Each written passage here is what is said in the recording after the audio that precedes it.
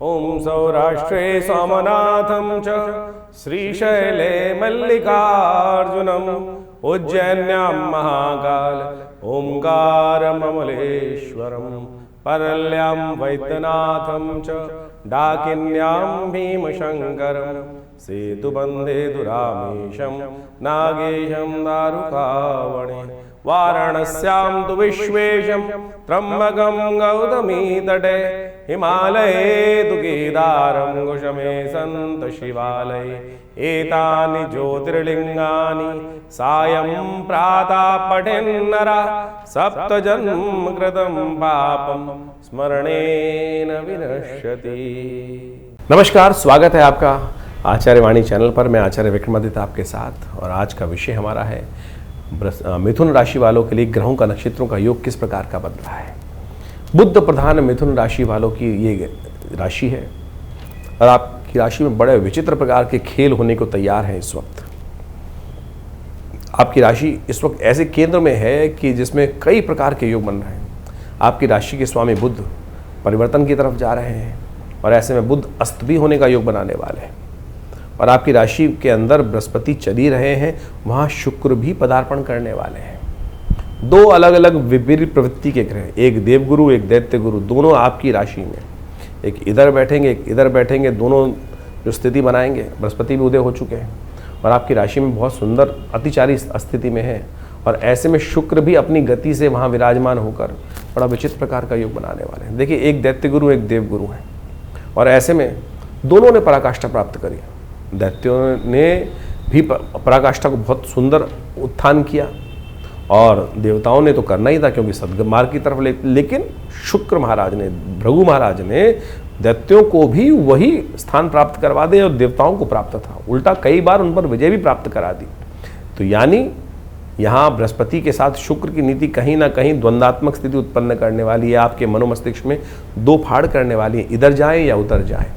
थाली के बैंगन मत बनेगा ऐसे में स्थिति में, क्योंकि बुध अस्त हो गया है, और बुध अस्त होकर ऐसे में मनोमस्तिष्क विचार में कहीं ना कहीं द्वंद्व उत्पन्न कर सकता है। दूसरी समस्या एक और है कि इन दिनों शनि महाराज सफलता भाव में आपकी राशि में चल रहे हैं, और वो मंगल के सामने समसप्तक योग बनाकर तैयार होने वाले हैं।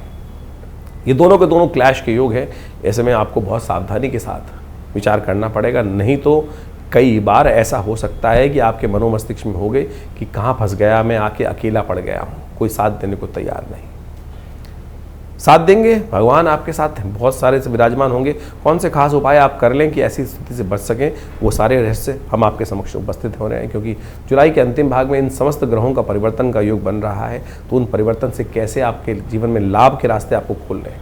इस वक्त आपके राशि में आप स्वयं सबसे जोरदार योग बना के बैठे हैं।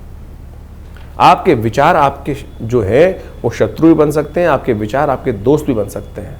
नेगेटिव मत सोचना। कौन सा रास्ता अपनाओगे, किस प्रकार से अपनाओगे, वो हम आपको बताने जा रहे हैं। इस वक्त हाथ फैलाने की नहीं, बुद्धि को बढ़ाने की ज़रूरत है, पॉजिटिव रहने की ज़रूरत है। आपकी राशि के दृष्टिकोण से आपकी कुंडली में इच्छाधारी योग बन रहा है इस वक्त। यदि आप इच्छाधारी पॉजिटिव रहते हुए कार्य कर लोगे तो जो सोच के जाओगे वो अवश्य कमा लोगे। अच्छा सोचोगे तो अच्छा, नेगेटिव सोचोगे तो नेगेटिव। ये आपकी कुंडली का इस वक्त रहस्य है। इस वक्त मिथुन राशि वालों को समझ के रहना चाहिए। जुलाई के अंतिम भाग में ये निष्कर्ष आपकी राशि के दृष्टिकोण से निकल रहा है। 21 तारीख से आरंभ करते हैं, सोमवार का दिन है। उस दिन सावन का कृष्ण पक्ष चल रहा है, एकादशी तिथि है। कामिका एकादशी का योग बन रहा है, कृष्णा एकादशी का योग बन रहा है। साथ साथ सावन का सोमवार भी पड़ रहा है, जो सावन का दूसरा सोमवार का योग बन रहा है। बहुत से कष्टों को निवारण करने के लिए योग बन रहा है। चंद्रमा आपकी राशि के दृष्टिकोण से थोड़े कष्ट देने के योग बना रहे हैं, फिर भी अच्छा योग है, लेकिन कहीं ना कहीं कष्ट झटके दे सकते हैं। खर्चों से बचना, अननेसेसरी खर्चों से बच पाए तो बस रास्ते को अच्छा कर सकते हो। दूध का दान करना, दूध से भगवान शिव का अभिषेक करना सोमवार का अवसर है, बहुत सुंदर योग बनाएगा। नहीं तो क्या होगा, खर्चा तो होना ही है। गलत कार्यों में खर्च हो जाएगा तो फिर पाप युक्त हो जाएगा। ऐसे में कोशिश करें भगवान कृष्ण का सुंदर पूजन करते हुए, क्योंकि एकादशी है, व्रत रखें। हो सके तो तुलसी दल और तुलसी की मंजरी युक्त तुलसी के पत्ते भगवान को अर्पित करने का प्रयास करें। भगवान समस्त कष्ट हरने के योग बनाएंगे। कावड़ धारण करने का मुहूर्त है। 2 दिन बाद शिवरात्रि आ रही है, तो इस दिन अवश्य थोड़ा सा जल गंगा का एकत्र कर भगवान का अभिषेक करने के लिए उद्धृत हों। कल्याण के योग बनेंगे। हमने विवेकानंद योगाश्रम में इस बार सुंदर योग रखा है। सावन के इस सोमवार पर बड़ा विशाल रुद्राभिषेक का कार्यक्रम है। आप सब उसमें सम्मिलित हो सकते हैं। स्थान आरक्षित करने के लिए फ़ोन करें। बहुत सुंदर योग बनेगा आपके लिए। ये श्रावण का सोमवार है, छोड़ने वाला समय नहीं है। ऐसे में 2 क्षण में भी यदि भगवान का नाम ले लें तो समस्त कष्टों को निवारण करने का योग बनेगा। 22 तारीख मंगलवार का अवसर, द्वादशी त्रयोदशी तिथि का योग बन रहा है और ऐसे में ग्रह नक्षत्रों के दृष्टिकोण से आपकी राशि में एक महत्वपूर्ण योग बनकर तैयार है। जो सुबह 8 बजे चंद्रमा का परिवर्तन के साथ साथ बन रहा है, राजयोग बनकर तैयार है आपकी राशि में और कष्टों से निवृत्ति का योग दे रहा है। ऐसे में भौम प्रदोष का योग भी बन रहा है। नए कार्य मत आरंभ कीजिएगा, बाकी सब अच्छा रहेगा। नया विकास, नया उद्यत, नई शक्ति के साथ दिन आपके लिए आरंभ होता दिखाई दे रहा है। यदि ऋण बहुत परेशान कर रखे हो तो ऋण निवृत्ति का स्तोत्र का पाठ करते हुए इस दिन यदि गुड़ के जल से भगवान का अभिषेक किया जाए तो बहुत सुंदर तरीके से कष्टों से निवृत्ति का योग बनता है। 23 तारीख का दिन बुधवार का अवसर है, चतुर्दशी तिथि है और आपकी राशि में बहुत सुंदर तरह से पॉजिटिव लाभ प्राप्ति के योग बनते दिखाई दे रहे हैं। शुक्र विराजमान 12वें भाव में है जो आपके लिए अच्छा राजयोग का निर्माण कर रहा है। बृहस्पति के साथ चंद्रमा विराजमान है और ऐसे में मंगल जो है, चंद्रमा जो विशेष तौर पर सूर्य बहुत सुंदर बृहस्पति के साथ, ये बुध के साथ योग बना के बैठा है। कन्या पूजन करें, हो सके तो परिवार के साथ शिव पर जल अर्पित करने का प्रयास करें। शिवरात्रि है, ये समस्त ग्रहों का योगायोग आपके लिए ओवरऑल अच्छा दे सकता है। और एक बात ध्यान रखना, भावी मेट सखें त्रिपुरारी। शनि महाराज इस वक्त आपकी राशि के विमुख चल रहे हैं, जो आपकी राशि में हर मामले में टांग अड़ाए जा रहे हैं, सफलता होने नहीं दे रहे हैं। तो भावी मेट सकें त्रिपुरारी, शिव ही कृपा से, तो इसलिए शिव का ध्यान करें। 1 वर्ष तक आपके समस्त कष्टों को गंगा जल से लेकर, तिल के तेल से लेकर भगवान का किसी प्रकार से भी षोडशोपचार पूजन करने का प्रयास करें। विवेकानंद योगाश्रम में शाम के समय बड़ा विशाल कार्यक्रम रखा है हमने। भगवान का सुंदर पूजन रहेगा, शिव की उपासना रहेगी। नर्मदेश्वर शिवलिंग पर भगवान का षोडशोपचार दूध से, दही से, घी से, इच्छू रस से, भस्म से, सब प्रकार से भगवान का अभिषेक करते हुए रुद्राष्टध्यायी का पाठ रहेगा। आप भी इस पर सम्मिलित हों, अपने नाम से रुद्राभिषेक करेंगे। देखिए भगवान की कृपा से बड़े से बड़े कष्ट से भगवान रक्षा कर देते हैं। 24 तारीख बुध बृहस्पतिवार का अवसर, अमावस्या तिथि का योग बन रहा है। ग्रह परिवर्तन की तरफ जा रहे हैं और ये परिवर्तन आपके लिए अच्छा है, बहुत बढ़िया योग बना रहे हैं। सूर्य, चंद्रमा, बुध, ये सब के सब विराजमान होकर एक ही राशि में विराजमान है, लेकिन बुध अस्त होने जा रहे हैं, ये एक समस्या का कारण है। बुध के अस्त होने से यहाँ पर थोड़ा सा आपके ग्रहों में थोड़ा सा नेगेटिविटी उत्पन्न होने के योग बन सकते हैं। बुद्धि सही रूप से जब है आपकी राशि के स्वामी बुध अस्त हो जाएंगे तो बुद्धि ट्यूबलाइट की तरह हो जाएगी। विचार आना अभी चाहिए, 2 घंटे बाद आया तो फिर क्या होगा, अब पछतावत होती क्या जब चिड़िया चुग गई खेत। कन्या पूजन करने का प्रयास करें तो आपके लिए अच्छा योग बनेगा। ऐसे में एक काम और करें, कई बार हमारे जीवन में जब कष्ट आते हैं उसका बेस देखना चाहिए, क्यों आ रहे हैं। हमारे कर्म ही हमारे जो प्रारब्ध को बनाते हैं, हमारे भाग्य को बनाते हैं, हमारे समक्ष वही कर्म उपस्थित हो जाते हैं। तो ऐसे दुष्कर्मों को काटने के लिए एक यात्रा जो मार्ग जो है वो शास्त्र में वर्णित है। हरियाली अमावस्या है इस दिन। एक पीपल के पेड़ को रोपित करने का प्रयास करें, किसी देवस्थल पर उसका नित्य प्रति पूजन करें, रविवार को छोड़कर, और बाकी सब दिन उसका पूजन करने का प्रयास करें।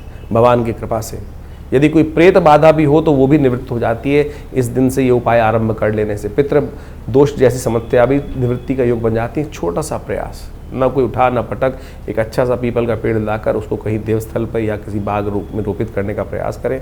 रविवार को छोड़कर कुछ दिन उसकी सेवा करने का प्रयास करें, अपनी गति को पकड़ लेगा और आपके कष्टों को निवृत्ति का योग बना देगा। 25 तारीख शुक्रवार का अवसर और ऐसे में ग्रह नक्षत्रों के दृष्टिकोण से समय परिवर्तन की तरफ आगे बढ़ रहा है और ये परिवर्तन आपकी राशि के दृष्टिकोण से देखें तो बहुत विशेष है। सावन का शुक्ल पक्ष आरंभ हो रहा है। सावन का शुक्ल पक्ष भगवान की कृपा प्राप्त करने के लिए बड़ा अद्भुत योग माना जाता है और ऐसे में ग्रह नक्षत्रों के दृष्टिकोण से देखिए अमरनाथ यात्रा का सुंदर रूप से बड़ा व्यापक रूप पूरे विश्व में इस वक्त अपने श्रेय को फैलाता दिखाई दे रहा है। तो ऐसे में भगवान शिव का ध्यान करना चाहिए आपको। ग्रह नक्षत्रों के दृष्टिकोण से इस वक्त जो योग बनकर तैयार है वो आपकी कहीं ना कहीं सेविंग्स बढ़ा सकता है यदि आप पॉजिटिव रहे तो। यदि शादीशुदा है तो जीवन साथी को प्रसन्न रखने का प्रयास करें और यदि किसी के कहा जाता है ना, बिन मांगे मोती मिले, मांगे मिले ना भीख, इस वक्त ग्रह ऐसे बन रहे हैं आपके लिए तो अपने बुद्धि के द्वारा आपको रास्ता निकालना पड़ेगा। कैसे भी कष्ट में हो तो नेगेटिव मत सोचना, अच्छा सोचो, पॉजिटिव सोचो, लॉटरी खुल सकती है। बड़ी उम्मीद लगा के बैठोगे तो बड़ी उम्मीद आपकी सफलता की तरफ आपको ले जा सकती है। गलत सोच होगी, नेगेटिव सोच होगी, अरे मैं मर गया, फंस गया, थोड़ा कष्ट होने के योग बन रहा है, इसमें तो कोई रास्ता ही नहीं निकलेगा, तो नहीं निकलेगा रास्ता। सोचे कि मैं जहाँ बैठा हूँ वो रास्ता निकाल के लाऊंगा आज, तो ये रास्ता आपके समक्ष आने लगे, ऐसा योग बन रहा है आपकी राशि के दृष्टिकोण से। एक काम करें, आपकी राशि के दृष्टिकोण से गौ सेवा करने का प्रयास करें। मंगल इस दिन विशेष तौर पर सूर्य के नक्षत्र में प्रवेश करते दिखाई दे रहे हैं, जो उत्तरा फाल्गुनी नक्षत्र में प्रवेश कर रहे हैं, और ये आपके शौर्य बल को बढ़ाने का योग बनाते दिखाई दे रहे हैं, पुरुषार्थ बढ़ाते दिखाई दे रहे हैं। आलस मत करिएगा, आलस में फंस जाएंगे, इस बात का ध्यान रखते हुए कार्य करेंगे तो अच्छा रहेगा। 26 तारीख शनिवार का अवसर है और इस दिन ग्रहों का परिवर्तन का योग बन रहा है। सबसे बड़ा परिवर्तन ये हो रहा है कि 12वें भाव से निकलकर शुक्र आपके लग्न राशि में प्रवेश करते दिखाई दे रहे हैं। वहाँ बृहस्पति पहले से विराजमान है। द्वंद्वात्मक स्थिति मनोमस्तिष्क में उत्पन्न होती दिखाई देगी। द्वंद्व से बचते हुए कार्य करने की ज़रूरत है। पुरुषार्थ सही दिशा में होगा तो बहुत अच्छा होगा। शिव आपके समस्त कष्टों को निवारण करें। जिस वक्त चंद्र दर्शन हो रहा हो शाम को, उस समय शंकर भगवान के मंदिर में जाकर तेल से भगवान का अभिषेक करने का प्रयास करें। शनि आपके कंट्रोल में आ जाएंगे, ऐसा योग बन रहा है। खासतौर पर ध्यान रखते हुए कार्य करें, क्योंकि शनि को मनाना इस वक्त सबसे ज़्यादा जरूरी है। आपकी राशि के दृष्टिकोण से इस बात का ध्यान रखते हुए कार्य करेंगे तो बहुत अच्छा रहेगा। और हमने एक विशेष एपिसोड बनाया था कि शुक्र और जो बृहस्पति एक राशि में प्रवेश कर रहे हो उनका क्या प्रभाव होगा, उसको आप अच्छे से समझ सकते हैं। 27 तारीख रविवार का अवसर है और ऐसे में तृतीया तिथि विद्यमान है और रविवार के दिन सुंदर योग बन रहा है मधुश्रवा तीज का। ग्रह नक्षत्रों के दृष्टिकोण से आपके पुरुषार्थ से बहुत सारी चीज़ें बन सकती हैं। इसलिए इस वक्त मंगल का और चंद्रमा और केतु का योग बना हुआ है आपकी राशि के दृष्टिकोण से पुरुषार्थ भाव में। और जो मंगल जो है यहाँ पर विशेष तौर पर पुरुषार्थ करने से आपको थोड़ा दूर भगाते दिखाई दे रहे हैं। पुरुषार्थ से भागिएगा मत, आलस करेंगे तो फिर कहीं ना कहीं चीज़ें खराब हो सकती हैं। किसी की बातों में मत आइए, अपनी चाल में मस्त हो। हाथी चलत बाजार में कुत्ता भौंक हजार, साधुन को दुर्भाव नहीं जो निंदे संसार। इस दिन विशेष तौर पर शहद का दान करें और हो सके तो शहद से भगवान का अभिषेक करें, कल्याण होगा। 28 तारीख सोमवार का अवसर है, चतुर्थी तिथि विद्यमान है। सावन का तीसरा सोमवार का सुंदर योग बन गया है। इस दिन मंगल भी परिवर्तन की तरफ जा रहे हैं और ये परिवर्तन बहुत विशेष होगा। शनि और मंगल एक दूसरे के सामने, और आप चलते चलते ऐसी स्थिति में आ सकते हैं कि विशेष तौर पर दुनिया को तो शिक्षा देंगे, चीज़ों को समझेंगे, लेकिन खुद उस पर अमल नहीं करेंगे। ऐसे योग में फंस सकते हैं आप और उन विघ्नों में फंस जाएंगे जहां विघ्न कहीं ना कहीं निवारण करने के लिए इस दिन एक खास उपाय करना चाहिए। इस बार एक खास योग बना है कि सावन के सोमवार, 2 सोमवार जो हैं वो चतुर्थी को ही पड़ रहे हैं। विघ्नहर्ता भगवान गणेश का सुंदर स्तवन कर कर आप इन समस्त विघ्नों को, जीवन के विघ्नों को दूर करने का योग बना सकते हैं।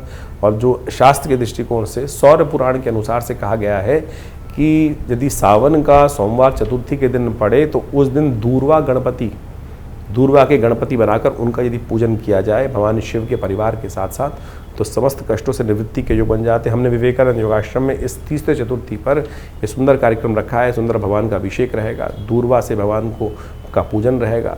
ये 108 दूरवा अंकुर अर्पित करने की सुंदर व्यवस्था रहेगी। आप भी अपने नाम से रुद्राभिषेक यदि कराना चाहें तो विवेकानंद योगाश्रम में संपर्क साध सकते हैं। यदि स्वास्थ्य की समस्या हो तो दूरवा से यदि इस शुभ मुहूर्त में 108 दूरवा अंकुर भगवान को अर्पित किए जाएं तो समस्त कष्ट से निवृत्ति के योग बन जाते हैं। 29 तारीख मंगलवार का दिन है, पंचमी तिथि विद्यमान है। ग्रह नक्षत्रों के दृष्टिकोण से समझें, चंद्रमा परिवर्तन की तरफ जा रहे हैं बहुत तेज गति से और मंगल का साथ नहीं छोड़ रहे हैं। और मंगल और चंद्रमा एक साथ युति बनाकर आपकी राशि के दृष्टिकोण से जहाँ बैठे हैं, स्वास्थ्य के मामले में थोड़ी समस्याएं उत्पन्न करने के योग बना रहे हैं। और बृहस्पति इस वक्त राहु के नक्षत्र में प्रवेश कर रहे हैं, तो ध्यान रखिएगा मनोमस्तिष्क में कहीं ना कहीं थोड़ा सा ऐसा भाव, नास्तिकता का भाव उदय करने की योग बना सकते हैं।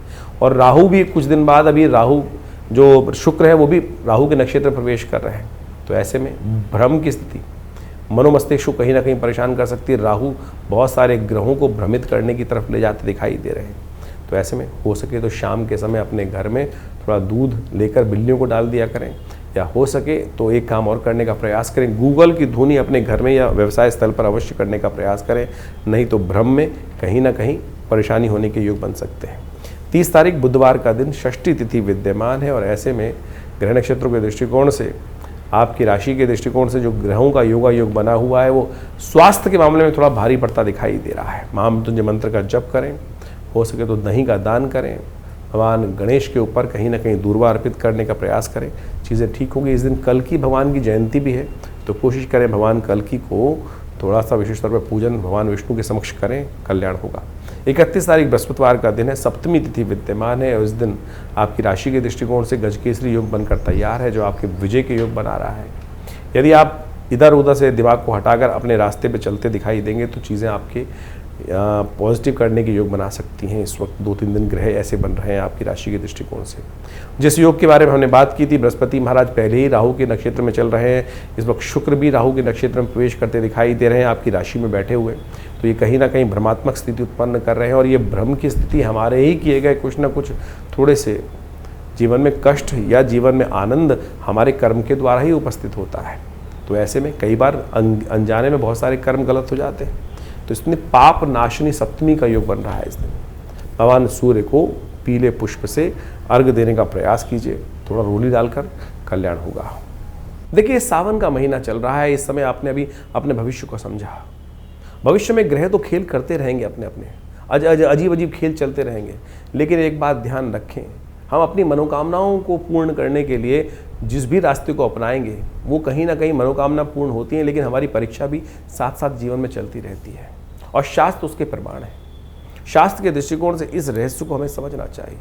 मार्कंडेय ऋषि के बारे में आपने सुना होगा, शास्त्र में अष्ट चिरंजीवी कहे गए, अश्वत्थामा, बलिर्व्यासु, हनुमानश्च विभीषण, कृपा परशुराम से मार्कंडे च अष्टमा। ये अष्ट चिरंजीवी हैं जिनके जीवन में अद्भुत चमत्कार का योग बना है और इस सावन के महीने में इस रहस्य को हमें समझने की आवश्यकता है। हम कई बार अपने वीडियोस के माध्यम से आपके समक्ष भाव उपस्थित करते हैं कि हमको शरणागति भगवान की प्राप्त करने का उपाय करना चाहिए, और पौराणिक मत से ज्योतिष को जो समझ लेते हैं उनके बहुत सारे कष्ट निवृत्ति के योग बन जाते हैं।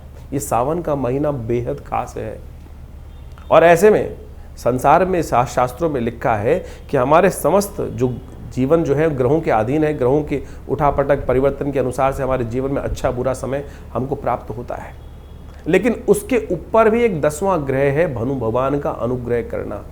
जो भगवान का अनुग्रह कर लेते हैं उनके समस्त 9 के 9 ग्रह शांत हो जाते हैं। एक बार एक ऋषि थे, एक ब्राह्मण थे, उन्होंने भगवान के समक्ष पूजा करी, प्रार्थना करी, काशी में रहते थे, भगवान की नित्य प्रति पूजा करते थे, घर में कोई संतान नहीं थी, तो भगवान को प्रसन्न किया। भगवान शिव जो है, जैसा महीना चल रहा है तो कहा जाता है कि सावन के महीने में भगवान पे एक लोटा भी अर्पित कर दोगे तो भगवान तथास्तु का वरदान ही देते हैं। भगवान प्रसन्न हुए, कहा जाता है बहुत वर्षों की साधना से, और भगवान ने उन ब्राह्मण को, विप्र को कहा कि बोलो क्या चाहते हो। उन्होंने भगवान के सामने प्रार्थना रखी कि हमारे घर में संतान नहीं, संतान आप आशीर्वाद दें तो संतान। तो भगवान ने बड़ा विचित्र प्रश्न किया, बोले संतान चाहिए, पुत्र चाहिए, कुपुत्र चाहिए? कुपुत्र चाहिएगा तो लंबा जीने वाला मिलेगा, सुपुत्र चाहिए तो केवल 5 वर्ष की आयु वाला मिलेगा। कहा जाता है कि संतान की आकांक्षा में उस साधु ने, संत ने, ब्राह्मण ने कहा कि भगवान सुपुत्र ही दो, कुपुत्र होगा तो जीवन भर कष्ट देगा, कम से कम 5 साल तो सुख प्राप्त करने का योग बनेगा, संतान की सेवा करने का अवसर मिलेगा। भगवान ने तथास्तु कहा। देवयोग से संतान प्राप्ति हुई, मार्कंडेय ऋषि उस घर में उत्पन्न हुए, और जैसे जैसे जीवन समय आगे चलता रहा, उस साधु को, उस ब्राह्मण को ये तो पता ही था कि बच्चे की आयु केवल 5 साल है। 4 साल बड़े सुंदर निकल गए, 1 वर्ष रह गया। मन में ऐसे भाव थे कि अब बचा कहाँ है, समय सुख का बस अंतिम समय है, बालक का जीवन केवल 1 वर्ष शेष रह गया है। तो कहा जाता है कि उन्होंने कई जगह जन्मपत्री दिखाई, तो उन्होंने कहा कि किसी संत का आशीर्वाद मिल जाए तो इसके समस्त जो है कष्ट निवृत्त हो सकते हैं। संत का आशीर्वाद इतना चमत्कारी होता है, इसलिए हम कई बार आपको कहते हैं कि जहाँ भी संत हैं उनको दर्शन करके लाभ लेने का प्रयास करें। तो मार्कंडेय ऋषि के जीवन में एक घटना घटी कि उनके पिता को कहा किसी ज्योतिषी ने कि भाई संत का आशीर्वाद चाहिए, संतों का आशीर्वाद। बोले संत कहाँ ढूंढने मिलेंगे, संत कहाँ ढूंढूं? बोले तुम तो ये छोड़ो, कौन है कि संत नहीं, सबका ही आशीर्वाद लेने का प्रयास करो, हो सकता है भाग्य से कोई ना कोई मिल जाए। बोले क्या करूं?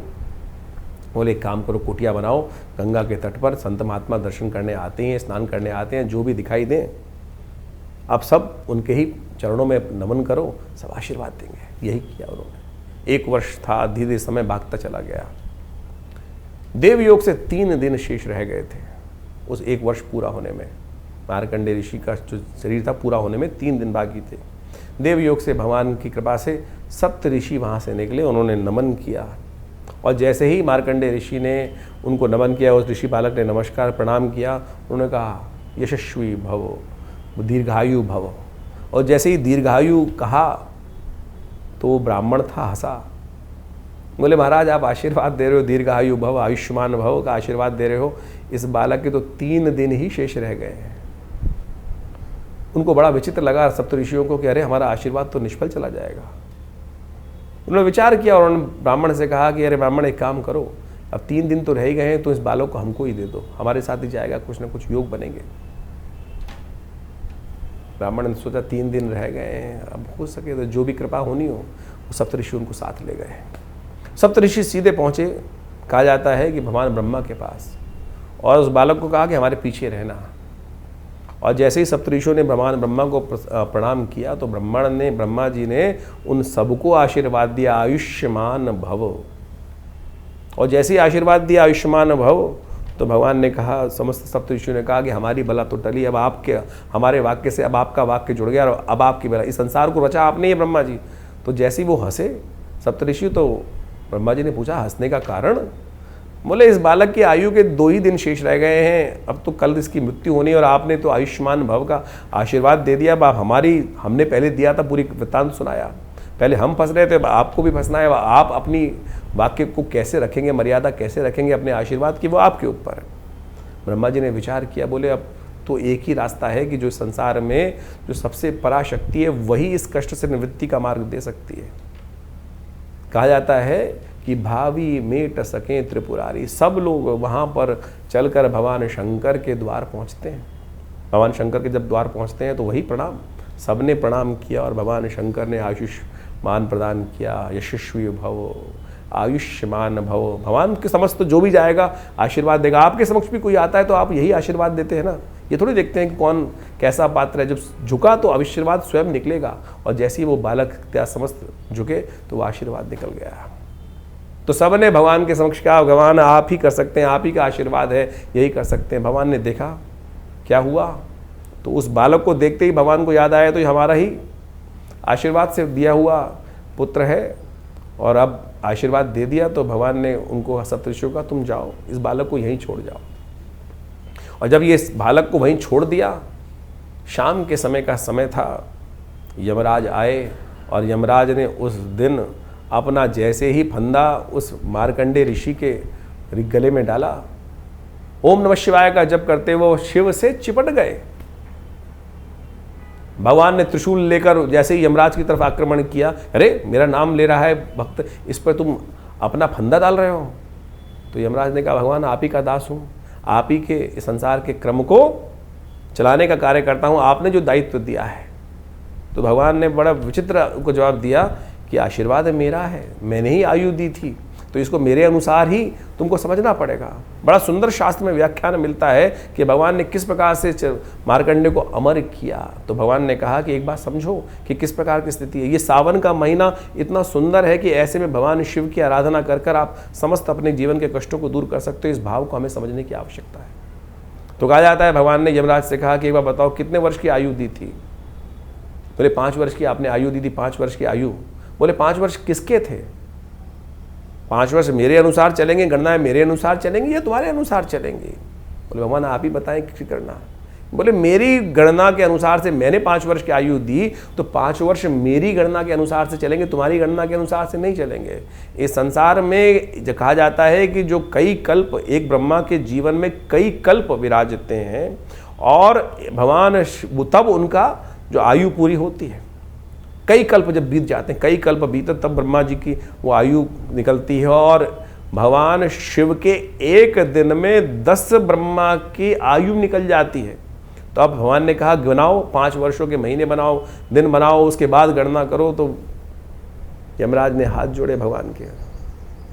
तो ये चमत्कार है भगवान की भक्ति का। तो मार्कंडे ऋषि जब अमर हो सकते हैं, शास्त्र में वर्णित है, तो असंभव इस संसार में कुछ नहीं है। तो आप बड़ी श्रद्धा के साथ भगवान के अनुनय विनय के साथ पूजन करने का इस सावन के महीने में सुंदर जो योग बन रहे हैं, जो आपने भी समझे, तो इसलिए इस भक्ति मार्ग पर चलने का प्रयास करें। जीवन में चमत्कार हो सकता है। बाकी सब ग्रहों का जो खेल है वो तो है ही है, विचित्र है। तो ये ग्रहों की गणना जो आप समझ रहे हैं, वो एक तरफ नवोग्रह, एक तरफ 10वां ग्रह प्रभु का अनुग्रह एक तरफ, उसको अपनाने का प्रयास करें, चमत्कार हो सकता है। तो सावन के सुंदर महीने में आपने ग्रहों का योगायोग समझने का प्रयास किया और इसके अनुसार से आपकी राशि के दृष्टिकोण से किस प्रकार के ग्रहों का योगायोग चल रहा है वो आप समझ लें तो बहुत अच्छे से आप चीज़ों को, परिस्थितियों को अपने अनुरूप से परिवर्तन करने का योग बना सकते हैं। देखिए, जैसे ग्रहों का योग, परिवर्तन का योग इस समय बना है, चाहे वो शनि का परिवर्तन हो चुका हो, उसके साथ साथ मंगल का परिवर्तन जो विचित्र योग बना रहा है वो आपको समझ लेना चाहिए, समसप्तक योग। ऐसे में कई ग्रहों का जो परिवर्तन, बुध का अस्त होना, ये सबका सब बहुत विशेष योग लेकर आपके जीवन में उपस्थित हो रहा है। यदि हम वास्तविक तौर पर राजनीतिक दृष्टिकोण से या विश्व के व्यापक दृष्टिकोण से देखा जाए तो शनि मंगल का समसप्तक योग कई प्रकार की भयावह त्रासदियों को जन्म दे सकता है, चाहे वो प्राकृतिक आपदाओं के रूप में हो या वो विशेष तौर पर राजनीतिक तौर पर या सामाजिक दृष्टिकोण से। कई प्रकार के द्वंद्व ऐसे समय में उपस्थित होते हैं। ज्योतिष की गणनाओं के अनुसार से इस बात को हम अच्छे से समझ सकते हैं कि जब जब शनि मंगल आपस में या तो एक संग बैठे हों या एक दूसरे के सामने हो तो युद्ध की स्थिति रहती है, चाहे वो किसी का भी जीवन चल रहा हो। तो ऐसे में अपने मनोमस्तिष्क को हमको शांत रखते हुए कार्य करने का प्रयास करना चाहिए। जिस प्रकार से ग्रह योग आने वाले 3-4 महीने तक के लिए इस प्रकार की स्थिति बना रहे हैं, अभी समसप्तक योग बन रहा है, फिर आगे जाके षडाष्टक योग पुनः बन जाएगा शनि का और विशेष तौर पर मंगल के साथ। और ऐसे में 2 ग्रह विशेष तौर पर और भी समझने की आवश्यकता है। शुक्र और बृहस्पति दोनों ज्ञान के देवता हैं, एक देवगुरु हैं और एक दैत्य गुरु हैं, और उनका भी एक स्थान पर युति होना वो भी विशेष तौर पर विशेष परिवर्तन का जीवन में उत्थान करने का योग देता है। ऐसे में समझना चाहिए कि बुद्धि की युग चलेंगे और कहीं ना कहीं बुद्धि के तर्क वितर्क के दृष्टिकोण से कहीं ना कहीं स्थितियों को हम अपने पॉजिटिव भी कर सकते हैं और नेगेटिव भी कर सकते हैं। अगर नहीं समझेंगे, नेगेटिव करेंगे तो, क्योंकि शुक्र चाल पे चाल चलने के योग, बृहस्पति और शुक्र जब भी एक साथ आते हैं तो कहीं ना कहीं द्वंद्वात्मक स्थिति बनती है। एक साथ मंगल शनि का टकराव और शुक्र और बृहस्पति का एक साथ युति होना, ये विश्व के दृष्टिकोण से पुनः एक ना एक, कई राजनीतिक दृष्टिकोण से, कूटनीति के दृष्टिकोण से थोड़ा सा समस्याएं उत्पन्न करने वाला दिखाई देता है। जो लोग शेयर इत्यादि के क्षेत्र में या किसी भी प्रकार के कार्य करने में जहां बहुत तेज डिसीजन लेने की आवश्यकता होती है, ऐसे में सावधानी के साथ कार्य करने की ज़रूरत रहेगी। मार्केट में एक विशेष तौर पर जो ग्राफ है वो उठने और गिरने का योग विशेष तौर पर बनता दिखाई दे रहा है। तो ऐसे में ग्रहों की स्थिति को आपने यदि समझ लिया, उसके अनुसार से जीवन में परिवर्तन करने का प्रयास किया तो बहुत अच्छे से चीज़ों को आप अपने अनुरूप परिवर्तन करने का योग बना सकते हैं। और आदिकाल में भी लोगों ने इसी प्रकार से योग अयोग का लाभ जीवन में समझने का प्रयास किया है। बहुत सारे लोगों के प्रश्न मन में चलते रहते हैं और उन प्रश्नों का निवारण करना भी बहुत सारा आवश्यक ज़रूरी होता है। इन देखिए, जीवन में कष्ट हैं और उनका निवारण करने का मार्ग विभिन्न उपायों के माध्यम से शास्त्र में ऋषियों ने अपने अपने अनुसार से शास्त्रों में वर्णित किया है। लेकिन विशेष योग जो है वो हरिनाम ही है, भगवान का नाम ही है जो सब प्रकार से जीवन के कष्टों को दूर करता है। भगवान वेदव्यास ने समस्त पुराणों की, समस्त बहुत विशेष ग्रंथों की रचना करी और उन्होंने अंत में एक बात लिखी, आलुड्य सर्वशास्त्रानि विचारैव पुनः पुनः इदमेकम सुनिष्पन्नम ध्याये नारायण सदा। तो भगवान का, श्री हरि का, भगवान का स्तवन किसी प्रकार भी यदि हम कर लें, वही वास्तविक तौर पर ग्रहों का निवारण होता है। इंडिविजुअल तौर पर कई ग्रहों के उपचार के तौर पर बहुत सारे समय समय पे हम उपाय बताते ही रहते हैं, लेकिन उसके साथ साथ भी पराप्रकृति ने, ऋषियों ने जिस प्रकार से हमारे भारतीय सनातन पद्धति के अनुसार से विभिन्न त्योहारों को, विभिन्न जो उत्सव हैं उनकी संरचना करी है, वो इसी सोच समझ कर करी है कि किसी न किसी प्रकार से हम उस प्रभु भजन में अपने आप को लगाए रखें। सावन चल रहा है और सावन में भगवान को प्रसन्न करने के लिए एक लोटा जल ही काफ़ी है। अनेक अनुष्ठान, बड़े बड़े अनुष्ठान, बड़े बड़े चमत्कारिक प्रभाव उपस्थित करते हैं, उनको भी करना बड़ा श्रेष्ठ शास्त्र माना गया है। लेकिन वहाँ सबसे बढ़िया जो सरलतम उपाय है, भगवान शिव पर एक लोटा जल ही अर्पित कर दे। यदि नित्य प्रति इस उपाय को कर लेना, आपको कोई बहुत बड़े किसी और उपाय की आवश्यकता नहीं पड़ेगी। तो शास्त्र में इन सब जो रीति रिवाज के माध्यम से इन समस्त सरल पद्धतियों को हमारे ऋषि मुनियों ने वहाँ पर इंगित किया है, तो इसको हमें समझना चाहिए। सरल भाव, हम जीवन में अपने मन से सरल नहीं हो पाते हैं और जब तक सरल नहीं होंगे तब तक वो जीवन में कष्ट निवारण का मार्ग खुलेगा नहीं। तो ज्योतिष में कोशिश ये करें अपने जीवन में समस्त ग्रहों का उपचार करने के लिए विभिन्न मंत्र, अनेक चमत्कारिक मंत्र उपस्थित किए जाते हैं और हमने उन समस्त मंत्रों का अनुसंधान करके देखा। विभिन्न प्रकार के जीवन में हर बहुत सारे लोग कष्ट में आते हैं। ऐसे में यदि स्वास्थ्य के दृष्टिकोण से कोई समस्या चल रही हो तो इस विशेष तौर पर सावन के महीने में महामृत्युंजय मंत्र का जप करना सबसे श्रेष्ठकर माना गया है। तो ऐसे में कैसी भी बड़ी विपदा हो उससे निवृत्ति का मार्ग प्राप्त करने के लिए, उस कष्ट को अपने जीवन से दूर करने के लिए महामृत्युंजय मंत्र का यथाउचित भाव से श्रद्धा के साथ अवश्य जप करें और उसी मंत्र का जप करते हुए भगवान का अभिषेक भी करने का प्रयास करें। चाहे वो दूध से कर सकें, चाहे वो जल से कर सकें, जैसी आपकी सामर्थ्य, जैसी आपकी इच्छा हो। भगवान भाव के भूखे हैं और भगवान के भाव जो दिए भाव का ही सामग्री बनाकर भगवान के श्री चरणों में अर्पित कर दें तो देखिए समस्त कष्ट निवारण करने की देर नहीं लगी। शास्त्र कहता है एक घड़ी आधी से पुनियाद, तुलसी संगत साध की हरे कोट अपराध। तो इसलिए वो एक क्षण कब आ जाए। समस्या ये ना कि 108 बार 1.25 लाख मंत्र जप करने का शास्त्र में वर्णन मिलता है, वो इसीलिए मिलता है कि लगातार रिदम के साथ चलते हुए यदि एक क्षण के लिए भी, एक मंत्र के लिए भी हमारा मन एकाग्र हो पाया तो वो जो ट्रैवल पूरा लंबा मार्ग है वो बहुत आसानी से पूरा हो जाएगा। तो इसलिए सरलता से इसी भाव को हम अपने जीवन में रखने का प्रयास करें तो ये विभिन्न ग्रहों का जो उपचार इत्यादि है वो सब हमारे जीवन प्राप्त हो जाएगा। बहुत सारे लोगों के अलग अलग प्रश्न होते हैं, जैसे हमने कहा उन सब के निवारण के लिए हमने ये प्लेटफॉर्म आपके समक्ष रखा ही हुआ है। आप अपने प्रश्नों को व्हाट्सएप के माध्यम से हमारे यहाँ भेज सकते हैं। इसके अलावा हर रविवार को विभिन्न जो बड़े कार्यक्रमों में हम सब आपके साथ समय रहते हैं तो उसमें आप आ भी सकते हैं। हर रविवार को विशेष तौर पर बड़ा कार्यक्रम रहता है, यज्ञ में आप सब सम्मिलित हो सकते हो। इस श्रावण के महीने में तो विशेष व्यवस्था हमने रखी हुई है कि हर रोज़ नित्यपति भगवान का रुद्राभिषेक, भगवान शंकर का रुद्राभिषेक चलता है आश्रम पे। और सोमवार के सोमवार जितने सोमवार पड़ रहे हैं उसमें विशेष बड़े तौर पर सामूहिक तौर पर भगवान के रुद्राभिषेक करने की व्यवस्था की गई है। आप भगवान के सानिध्य में एक बार रुद्राभिषेक का सुंदर आनंद शास्त्र विधि के अनुसार से कर देखिएगा समस्त कष्टों को निवारण करने का सुंदर मार्ग अवश्य प्राप्त होगा। इसकी सुंदर व्यवस्था आश्रम की तरफ से है, तो आप स्वयं आकर किसी भी जो व्यवस्था को जानते हुए फ़ोन नंबर से संपर्क साध कर आप उस कार्यक्रम में जुड़ सकते हैं। और हमने ऐसा विश्वास रखा है कि भगवान की और अनेक प्रकार से देखे भी हैं, कैसे भी कष्ट हों भगवान की कृपा से वो दूर हो जाते हैं और उससे आपको लाभ ही प्राप्त होगा। धन्यवाद।